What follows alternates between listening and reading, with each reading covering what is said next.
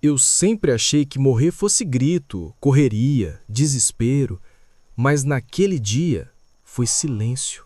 Um silêncio que engoliu o barulho do mundo, e eu me vi partindo. Meu nome não importa tanto quanto o lugar. Eu sou do interior de Minas Gerais, cidade pequena, daquelas que tem praça com coreto, padaria que fecha cedo e vizinho que sabe da sua vida antes de você contar.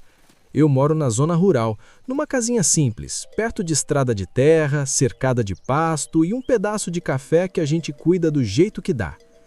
Era dia de semana, cedo, o tipo de manhã que começa com água no fogão, cheiro de café coando e galo cantando como se fosse dono do relógio. Eu tinha coisa para resolver, olhar um bezerro que estava mancando, conferir uma cerca que cedeu com a chuva e ainda passar na venda depois. Aqui no mato, a vida tem um ritmo que parece lento, mas não é. Você só aprende a correr sem barulho. Eu lembro de ter sentido o sereno na bota, a grama molhada batendo na canela e aquele friozinho de Minas de manhã que entra pelo nariz e dá uma acordada por dentro. Eu fui até o curral. O cachorro veio junto, abanando o rabo e desviando das galinhas. Tinha um cheiro forte de terra úmida, esterco e ração. Normal, familiar. E foi justamente por estar tudo tão normal que o que aconteceu depois parece ainda mais impossível de explicar. A cerca do fundo tinha cedido um pouco. Eu peguei o arame, tentei puxar e firmar no mourão.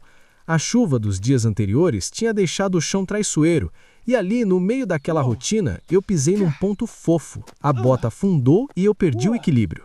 Eu caí de um jeito torto. Não foi aquela queda cinematográfica. Foi rápido, seco e com um estalo que eu senti mais no corpo do que no ouvido.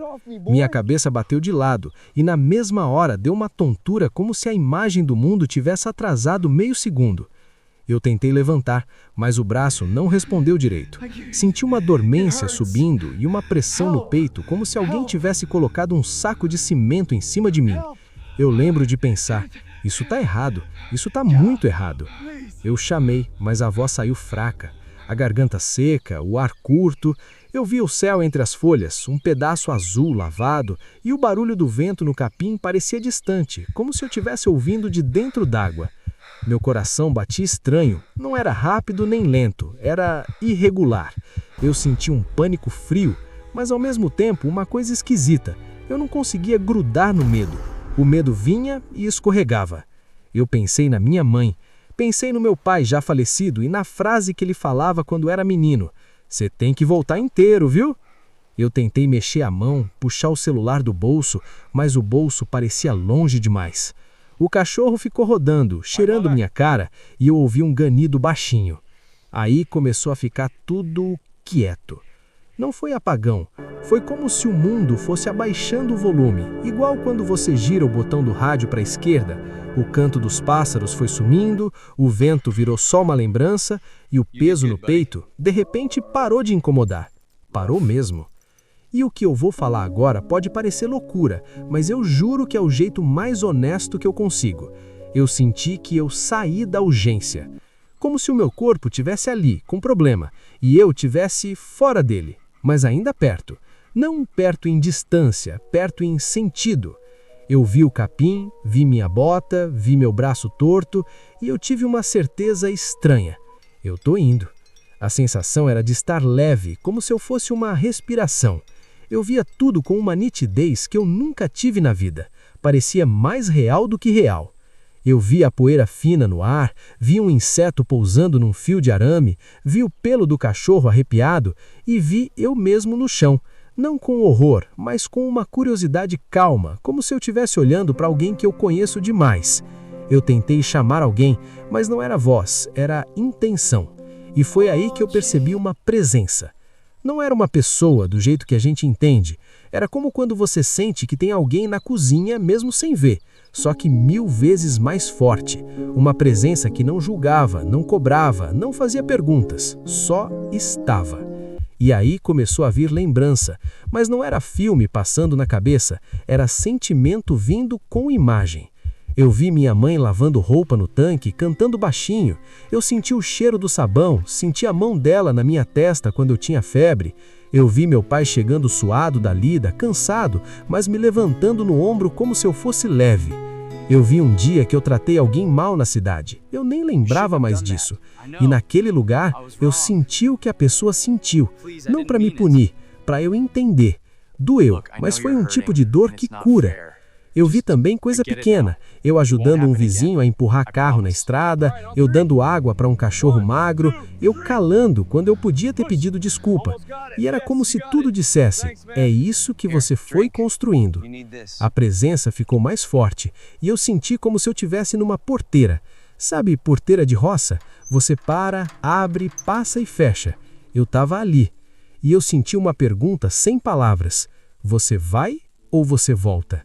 Na mesma hora, eu lembrei de coisa prática, da vida crua. Conta para pagar, responsabilidade, gente que depende da gente, até o bezerro mancando.